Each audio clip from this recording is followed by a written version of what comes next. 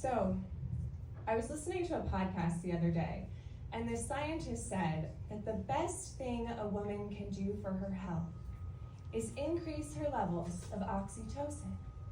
It's a happy hormone. It's a happy hormone, nature's love potion, that we get through touch and connection. Turns out affection is our natural protection against pain and depression.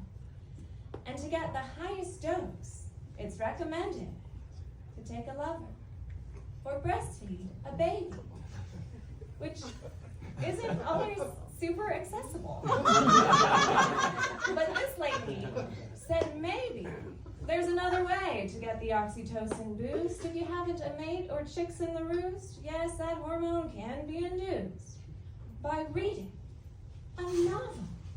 But it must be romance. That'll put you in a happy trance. Alternatives are to sing or dance or meditate or kiss. But we'd be remiss to exclude the most clever way for an introvert to brighten her day. It's in the turning of the pages, the concept of a character that'll have her giggling in the bookstore and everyone might stare at her, but it's for her health. Her endocrine system needs it. Someone wrote that flirty banter and her body heals when she reads it. And I really ought to pay attention to this sort of stuff because my ex-boyfriend said I am particularly sensitive to neurochemistry.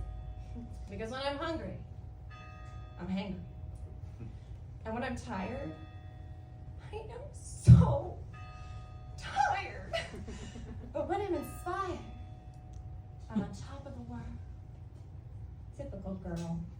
With her highs and lows, she never knows how she'll feel in 20 minutes. Goods and bads both have their limits, but all stabilize eventually. He rolls his eyes and says, we'll see.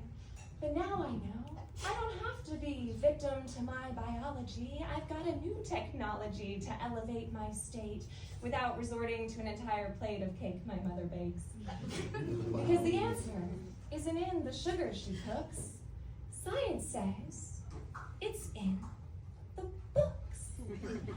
If I could just get my hands on a Nicholas Sparks, or an Arlon J, or Susie Acola, based right here on 30A. Christy Holditch, coming soon.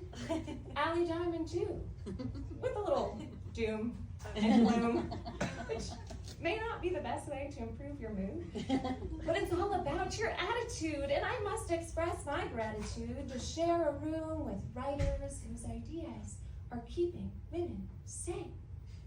Your stories are quite literally a buffer from pain. And now that we all understand that laying in the sand with a book in our hand is actually a prescription, let's get ready to hear some stories that are stranger than fiction. Presented by the woman who made me do this. The one and only featured speaker, Ann Lewis, whose work will live on for millennia. It's not romance, but get excited to meet Mama, schizophrenia.